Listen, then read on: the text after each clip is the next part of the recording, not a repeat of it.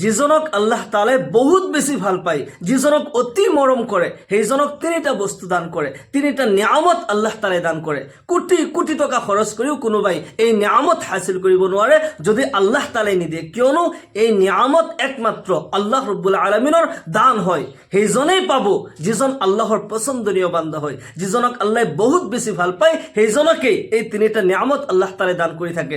যদি আপোনাৰ মাজত এই তিনিটা বস্তু আছে, এই নিয়ামত আপুনি পাইছে, আপুনি খুব ভাগ্যৱান হয়। আপুনি শুকৰিয়া আদায় কৰিব, আল্লাহ তাআলাৰ নিয়ামতৰ শুকৰিয়া আদায় কৰিব, আপুনি ইহকাল পৰকালত আপুনি কামিয়াব হয়। এক নম্বৰত যিজনক আল্লাহ তাআলাই ইলম দান কৰিলে। ইলম এনেকুৱা বস্তু হয় যাৰ দ্বাৰা ইনসান অন্ধকাৰৰ পৰা পোহৰত আহিব পাৰে, সঠিক ৰাস্তা বাছনি কৰিব পাৰে। হাদিস শৰীফত আহিছে, সহিহ বুখাৰীৰ কিতাবুল ইলমৰ হাদিস হয়। আল্লাহর নবী জনাবে মুহাম্মদুর রাসূলুল্লাহ সাল্লাল্লাহু আলাইহি সাল্লাম ইরশাদ করে, মাই ইউরিদিল্লাহু বিহি খায়রান ইউফাক্কিহু ফিদ্দিন। যিজনক আল্লাহ তাআলাই বহুত বেছি ভাল পায়, যাৰ লগত আল্লাহ তাআলাই ৰহমতৰ মামলা কৰিব বিচাৰে, সেইজনক দিনৰ সহি ইলম দান কৰে। সুবহানাল্লাহ, এনেকুৱা ইলম যাৰ দ্বাৰা আল্লাহ তাআলাৰ মাৰিফাত হাসিল কৰিব পাৰি। এই দুনিয়াৰ অন্ধকাৰত থাকি যিজনে আল্লাহৰ মাৰিফাত হাসিল কৰিলে, যিজনে আল্লাহ তাআলাৰ পেহচান হাসিল কৰিলে, সেইজনেই তো কামিয়াব হয়। এই দুনিয়া ফিতনাৰ জামানা, এই অন্ধকাৰত থাকি যদি আমি আল্লাহৰ মাৰিফাত হাসিল কৰিব পাৰোঁ, তেতিয়াহে আমি কামিয়াব হয়। নহ'লে এই পৃথিৱীত প্ৰত্যেককে আল্লাহ তাআলাই হুনাৰ দান কৰিছে। সকলোৰে মাজত বেলেগ বেলেগ টেলেণ্ট আছে, সকলোৱে নিজৰ নিজৰ টেলেণ্টৰ দ্বাৰা এই দুনিয়াত চলিছে, জীৱন অতিবাহিত কৰি আছে। মনত ৰাখিব, আচল হুনাৰমন্দ, প্ৰকৃত টেলেণ্টেড সেইজন ব্যক্তি হয় যিজনে এই পৃথিৱীৰ অন্ধকাৰত থাকি তাৰ সৃষ্টিকৰ্তা, তাৰ খালিক, তাৰ মালিক আল্লাহ ৰব্বুল আলামিনৰ মাৰিফাত হাসিল কৰিব পাৰিলে, আল্লাহ তাআলাক চিনি পালে, সেইজনে প্ৰকৃত টেলেণ্টেড হয়। সুলতান মাহমুদ গজনবী ৰহমতুল্লাহ আলাইহিৰ জামানাৰ সৰু এটা কাহিনী মই কওঁ, আপুনি বুজি পাব যে আমাৰ জীৱনত আচলতে আমি কি কৰিব লাগে, আমি কি ইলম, কেনেকুৱা টেলেণ্ট আমি হাসিল কৰিব লাগে। সুলতান মাহমুদ গজনবী ৰহমতুল্লাহ আলাইহিৰ জামানাত চোৰৰ বহুত উৎপত্তি হৈছিল। চোৰৰ কাৰণে মানুহ শান্তিত থাকিব নোৱাৰে, ৰাতি ভালকৈ টোপনি মাৰিব নোৱাৰে, খোৱা বস্তু পৰ্যন্ত চোৰে চুৰ কৰি লৈ যায়। এদিনাখন সুলতান মাহমুদ গজনবী ৰহমতুল্লাহ আলাইহি চিন্তা কৰিলে, এই চোৰ একেবাৰে কেনেকৈ শেষ কৰিব পাৰি, এটা কৌশল কৰিব লাগিব। সুলতানে ছদ্মবেশত ড্ৰেছ সলনি কৰি ফটা চিঙা কাপোৰ পিন্ধি চহৰত ওলাই গ'ল। ৰাতিৰ অন্ধকাৰত, ৰাতিতে ওলাই গৈছে যে চোৰ ক'ত ক'ত থাকে, আজি চোৰৰ লগত মই বন্ধু হ'ম। বিচাৰি বিচাৰি গৈ এক জেগাত দেখা পালে কেইটামান চোৰে মিটিং কৰি আছে, আলোচনা কৰি আছে। এও যাই লাহে লাহে তেওঁলোকৰ লগত বহি গ'ল।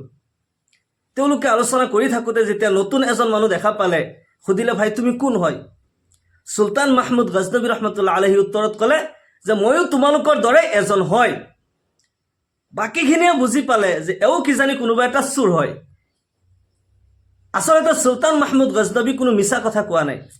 তেওঁ যিটো উত্তৰ দিছে যে ময়ো তোমালোকৰ দৰে এজন মানুহ হয়, আৰু সেইখিনিয়ে বুজি পাইছে যে এও কিজানি আমাৰ দৰে কোনোবা চোৰ হয়। যি কি নহওক, যে তেওঁলোকে এতিয়া চুৰ কৰিবলৈ যাব, যিহেতুকে এটা নতুন সাথী আহিছে, এখেতক সুধিছে, যদি আমাৰ লগত চুৰ কৰিব বিচৰা, আমাৰ লগত বন্ধু হ'ব বিচৰা, তেতিয়াহ'লে তোমাৰ মাজত কি টেলেণ্ট আছে, কি হুনাৰ আছে, আমাক দেখাব লাগিব। এতিয়া সুলতান মাহমুদ গজনবী ৰহমতুল্লাহ আলাইহি কয় যে মই কেনেকুৱা জামাতত চামিল হৈ আছোঁ, কেনেকুৱা বন্ধুৰ লগত মই চুৰ কৰিম, মই প্ৰথমতে জানি লওঁ তেওঁলোকৰ হুনাৰ কেনেকুৱা, তেতিয়াহে মোৰ পচন্দ হ'লে মই চামিল হ'ম। আৰু তোমালোকে যেতিয়া নিজৰ হুনাৰ দেখাবা, তেতিয়াহে মোৰ টেলেণ্ট মই দেখাম। তেওঁলোকে এজন এজনকৈ নিজৰ নিজৰ টেলেণ্টৰ কথা কৈ আছে। এজনে কৈ আছে, মোৰ বাহুত এনেকুৱা বল আছে, যিমান মজবুত দিৱাৰ নাথাকক কিয়, ৱাল যিমানেই শক্তিশালী নাথাকক কিয়, মই সুৰংগ কৰি দিব পাৰোঁ, সেই ৱাল ভাঙি দিব পাৰোঁ। সকলোৱে ৱাহ ৱাহ দিলে যে বহুত ভাল কথা, এনেকুৱা টেলেণ্টটো প্ৰয়োজন হয়। আৰু এজনে কৈ আছে, দ্বিতীয়জন ব্যক্তিয়ে কৈ আছে যে মোৰ এনেকুৱা পাৱাৰ আছে, এনেকুৱা শক্তি আছে, যিমান ওখ দিৱাৰ নাথাকক কিয়, ৱাল যিমানেই ওখ নাথাকক কিয়, মই বগাই যাব পাৰোঁ, ৱাল পাৰ কৰি যাব পাৰোঁ। সকলোৱে বাহ বাহ দিলে যে এনেকুৱা টেলেণ্টটো আমাৰ প্ৰয়োজন হয়। তৃতীয় নম্বৰজন ব্যক্তিয়ে কৈ আছে, মোৰ নাকত এনেকুৱা পাৱাৰ আছে যে যদি কোনো ঠাইত সোণ ৰূপ মণিমুকুতা কিবা খাজানা যদি মাটিৰ তলতো লুকুৱা থাকে, মই নাকেৰে শুঙি কৈ দিব পাৰোঁ যে ইয়াত খাজানা লুকুৱা আছে, ইয়াতে খান্দি ওলাই লোৱা। এনেকুৱা পাৱাৰ, সকলোৱে ৱাহ ৱাহ দিলে, এনেকুৱা টেলেণ্টটো আমাৰ প্ৰয়োজন হয়। 4 নম্বৰজন ব্যক্তিয়ে কৈ আছে, মোৰ চকুত এনেকুৱা পাৱাৰ আছে, আল্লাহ তাআলাই এনেকুৱা পাৱাৰ দিছে, মই ৰাতিৰ অন্ধকাৰত যদি কাৰোবাক দেখা পাওঁ, দিনৰ পোহৰত দেখিলে মই তাক চিনি পাই যাওঁ। সকলোৱে বাহবা দিছে। 5 নম্বৰজন ব্যক্তিয়ে কৈ আছে, মোৰ কাণত এনেকুৱা শক্তি আছে, এনেকুৱা পাৱাৰ আছে যে আমি চুৰ কৰিবলৈ গৈ থাকোঁতে যদি কুকুৰে মাতে, কুকুৰৰ আৱাজ মই বুজি পাওঁ। কুকুৰে কি কৈ আছে, যে আমাৰ কিবা ডেঞ্জাৰ হ'ব নেকি, কিবা খাতৰা হ'ব নেকি, আমাক সাৱধানতা কৰিছে নেকি, আমি বুজি পাই যাওঁ। মোৰ কাণৰ এনেকুৱা পাৱাৰ আল্লাহ তাআলাই দান কৰিছে। সকলোৱে বাহবা দিছে। 6 নম্বৰজন ব্যক্তিয়ে কৈ আছে, মই মাহিৰ হিচাপ হয়, যিমান কঠিন হিচাপ নাথাকক কিয়, সোণ ৰূপ মণি মুকুতা টকা পইচাৰ যিমানেই কঠিন হিচাপ নাথাকক কিয়, মই অলপ সময়ৰ ভিতৰতে ছল্ভ কৰি দিব পাৰোঁ, সেই হিচাপ কমপ্লিট কৰি দিব পাৰোঁ। সকলোৱে বাহবা দিছে। সুলতান মাহমুদ গজনবীক যেতিয়া প্ৰশ্ন কৰা হ'ল যে তোমাৰ মাজত কি হুনাৰ আছে, কি টেলেণ্ট আছে, তুমি কোৱা। এতিয়া এখেতে কৈ আছে, মোৰ দাড়িত এনেকুৱা পাৱাৰ আছে, এনেকুৱা শক্তি আছে, কোনো আসামিক যেতিয়া ফাঁচীঘাটত লৈ যোৱা হয় তাক ফাঁচী দি দিব। ঠিক তেনে মুহূৰ্তত যদি মোৰ এই দাড়ি লৰচৰ কৰি উঠে, মই লৰাই দিওঁ, তেতিয়াহ'লে সেই ফাঁচীঘাটৰ আসামী মুক্তি পাই যায়। সকলোৱেতো আচৰিত হৈ গ'ল, এনেকুৱা টেলেণ্টটো আমাৰ মাজত কাৰোৱে নাই। আপুনিতো চুৰৰ প্ৰেচিডেণ্ট হয়, আপুনি চুৰৰ কুতুব হয়, আজিৰ পৰা আৰু কোনো টেনশ্যন নাই। সকলোৱে এনেকুৱা তাৰিফ কৰিছে, প্ৰশংসা কৰিছে যে আজিৰ পৰা যদি আমি ক'ৰবাত ফচিও যাওঁ, ধৰাও পৰোঁ, আমাৰ কোনো টেনশ্যন নাই। চুৰৰ কুতুব আমি পাই গৈছোঁ, চুৰৰ প্ৰেচিডেণ্ট পাই গৈছোঁ, আমাক তেওঁ মুক্তি কৰি দিব। আজি যিহেতুকে এজন ভাল টেলেণ্টেড মানুহ পাইছে, আজি তেওঁলোকে পৰামৰ্শ কৰিলে চুৰ ক'ত কৰিব পাৰি। তেওঁলোকে গোটেইখিনিয়ে ৰায় দিলে, সকলোৰে ৰায় পৰামৰ্শ মতে আজি সম্ৰাটৰ ঘৰত চুৰ কৰা হ'ব। এতিয়া চুলতান মাহমুদ গজনবী নিজেই লগত আছে, মনত ৰাখিব, চুলতান কিন্তু লগতে আছে, এওঁলোক চুৰ কৰিবলৈ যাব। যিমান যি হ'লেও সকলোৱে ৰায় দিছে সম্ৰাটৰ ঘৰত চুৰ কৰিব লাগিব, এও একো কোৱা নাই, ঠিক আছে সম্ৰাটৰ ঘৰতে আজি চুৰ কৰা হওক। তেতিয়া গোটেইখিনি মিলি চুৰ কৰিবলৈ গৈ আছে। কিছু ৰাস্তা যোৱাৰ পিছত কুকুৰে ভুকি আছে।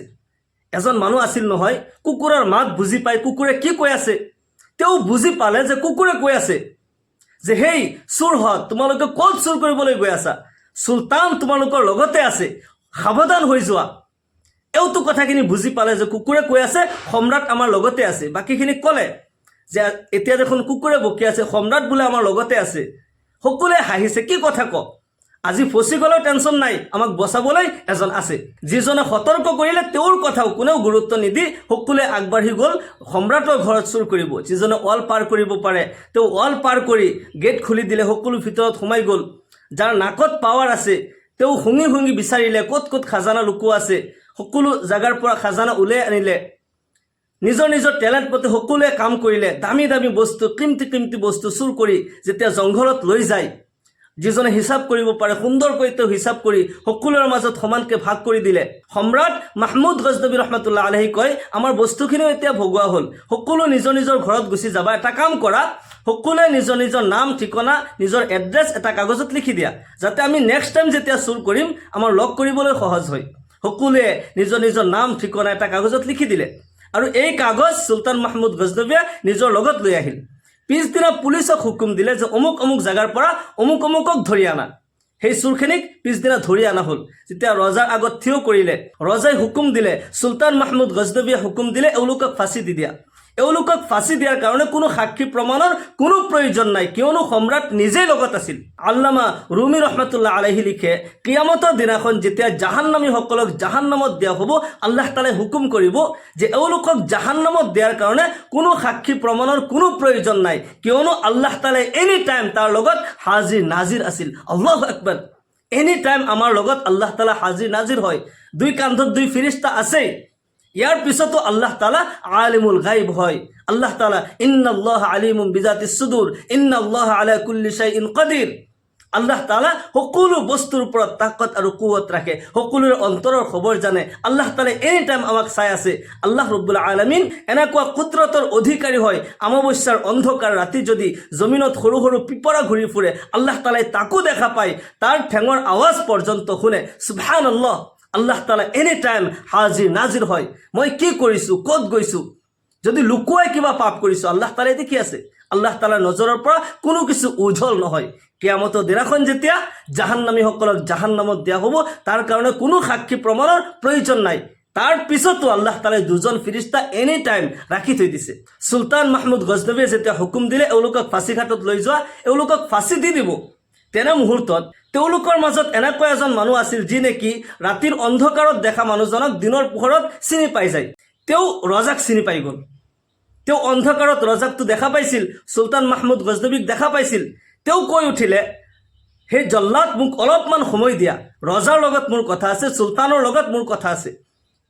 যেতিয়া জল্লাদে খবৰ পঠালে চুলতানৰ ওচৰত এনেকুৱা কথা এজনে আপত্তি কৰি আছে, তেওঁৰ লাষ্ট এটা খাহিছ আৰু আখিৰ খাহিছটো পূৰা কৰিবই লাগে, আপোনাৰ লগত বোলে কিবা কথা আছে। তেওঁ নামি আহিলে। ৰজাই কি কৰিলে, যে তেওঁলোকক নমাই দিয়া, কি কথা আছে বাৰু কথা পাতি লওক। ওচৰত আহি মানুহজনে কান্দি দিলে যে মহাশয়, আপুনি ৱাদা কৰিছিলে যে আমাৰ মাজত সকলোৱে নিজৰ নিজৰ টেলেণ্ট দেখাব লাগে। আমি সকলোৱে নিজৰ নিজৰ টেলেণ্ট দেখাইছোঁ আৰু আমাৰ সেই টেলেণ্টেই আমাৰ আজি বৰবাদীৰ কাৰণ হৈছে। নিজৰ নিজৰ যিমান টেলেণ্ট আছে এইবোৰ টেলেণ্টে আমাক ফাঁচীঘাটত লৈ আহিছে। আপুনি দয়া কৰি আপোনাৰ টেলেণ্ট আপুনি প্ৰকাশ কৰক। আপুনিতো ৱাদা কৰিছিলে যে ফাঁচীঘাটত যদি আসামী লৈ যায়, সেই আসামী ফাঁচী দিয়াৰ সময়ত মোৰ দাড়ি যদি লৰচৰ কৰি দিয়ে, সেই ফাঁচীঘাটৰ আসামী মুক্তি পাই যায়। আপুনি দয়া কৰি আপোনাৰ টেলেণ্ট আপুনি প্ৰকাশ কৰক। চুলতান মাহমুদ গজনবী তেওঁলোকক ফাঁচীঘাটৰ পৰা মুক্তি দিলে আৰু ক'লে যে তোমালোকৰ যিবোৰ টেলেণ্ট আছে, এইবোৰ টেলেণ্টৰ দ্বাৰা তুমি বহুত আনন্দ কৰিছিলা, বহুত ফূৰ্তি কৰিছিলা, তাকাব্বুৰ কৰিছিলা যে মোৰ দৰে শক্তিশালী আৰু কোনো নাই। তোমাৰ সেই টেলেণ্টে তোমাক বচাব নোৱাৰে। সেই টেলেণ্টে তোমাক ফাঁচীঘাটলৈ লৈ আহিলে। আচল টেলেণ্টেড সেইজন হয়, তেওঁলোকৰ মাজত সেইজন প্ৰকৃত টেলেণ্টেড হয় যিজনে নেকি অন্ধকাৰত যাক দেখা পাইছিল তাক দিনৰ পোহৰতো চিনি পাইছে। প্ৰকৃত টেলেণ্টেড সেইজন হয়। আল্লামা ৰুমি ৰহমতুল্লাহ আলাইহি লিখে যে এই পৃথিৱীৰ অন্ধকাৰত থাকি যিজনে নেকি আল্লাহ তালাৰ মাৰিফাত হাসিল কৰিলে, আল্লাহ তালাই চিনি পালে, সেইজন প্ৰকৃত টেলেণ্টেড হয়। ইয়াৰ বাহিৰে যিমান হুনাৰ আছে, যিমান টেলেণ্ট আছে, কোনো টেলেণ্টে আমাক জাহান্নামৰ পৰা মুক্তি দিব নোৱাৰে। আচল টেলেণ্টেড প্ৰকৃত হুনাৰমন্দ সেইজন হয় যিজনে দুনিয়াৰ অন্ধকাৰত থাকি আল্লাহ তালাৰ মাৰিফাত হাসিল কৰিলে, আল্লাহ তালাক চিনি পালে। সেইকাৰণে যদি আল্লাহ তালাই আপোনাক দিনৰ ইলম দান কৰিছে, এনেকুৱা ইলম যাৰ দ্বাৰা আল্লাহ তালাৰ মাৰিফাত হাসিল কৰিব পাৰি, আল্লাহক চিনি পায়, নিজৰ আত্মাক চিনি পায়, নিজৰ সৃষ্টিকৰ্তাক চিনি পায়, সেইজন প্ৰকৃত হুনাৰমন্দ হয়। সেইজনক আল্লাহ তালাই বহুত ভাল পায়। যদি আল্লাহ তালাই আপোনাক এই নিয়ামত দান কৰিছে, দিনৰ সহি ইলম দান কৰিছে, তেতিয়াহ'লে আপুনি সৌভাগ্যৱান হয়, আল্লাহ তালাৰ পছন্দনীয় বান্দা হয়।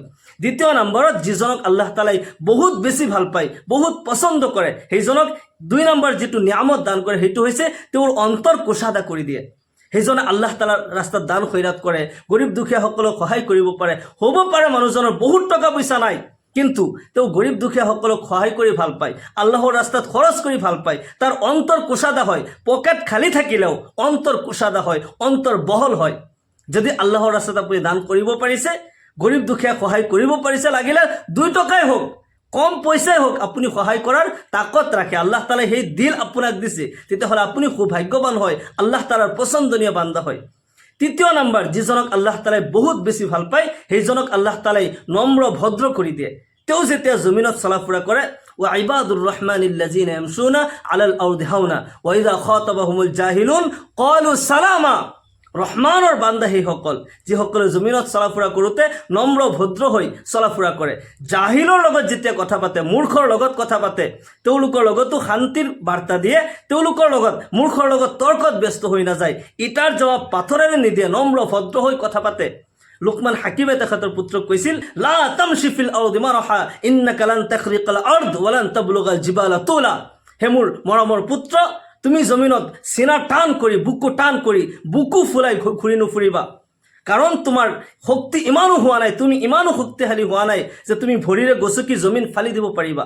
আৰু তোমাৰ কদ ইমানো উচ্চতা হোৱা নাই, তোমাৰ উচ্চতা ইমানো হোৱা নাই যে তুমি পাহাৰ অতিক্ৰম কৰিব পাৰিবা। গতিকে জমিনত যেতিয়া তুমি চলাফুৰা কৰা, নম্ৰ ভদ্ৰ হৈ চলাফুৰা কৰা। যাৰ মাজত নেকি নম্ৰতা আছে, ভদ্ৰতা আছে, সেইজন সৌভাগ্যৱান হয়, আল্লাহ তালে তাক পছন্দ কৰে, সেইজনক ভাল পায়। সেইকাৰণে এই গুণ আল্লাহ তালে তাক দান কৰিছে। মনত ৰাখিব, যদি এই 3টা বস্তু আপোনাৰ মাজত আছে, আপুনি সৌভাগ্যৱান হয়। আপুনি যি নিয়ামত পাইছে, এজনে কোটি কোটি টকা খৰচ কৰিও এই নিয়ামত হাসিল কৰিব নোৱাৰে যদি আল্লাহ তালাই নিদিয়ে। মনত ৰাখিব, আমাৰ মাজত প্ৰকৃত টেলেণ্টেড সেইজন হয় যিজনে এই পৃথিৱীৰ অন্ধকাৰত থাকি আল্লাহ তালাৰ পেহচান, আল্লাহ তালাৰ মাৰিফাত হাসিল কৰিব পাৰিলে। আল্লাহ ৰব্বুল আলামিন আমাৰ সকলোৰে মাজত এই টেলেণ্ট আল্লাহ তালাই সৃষ্টি কৰি দিয়ক, এই হুনাৰমন্দ আমাকো বনাই দিয়ক। সকলোকে আল্লাহুম্মা আমিন। ওয়া আখিৰু দাওয়ানা আনিল হামদুলিল্লাহি ৰব্বিল আলামিন। আসসালামু আলাইকুম ওয়া ৰাহমাতুল্লাহি ওয়া বাৰাকাতুহু।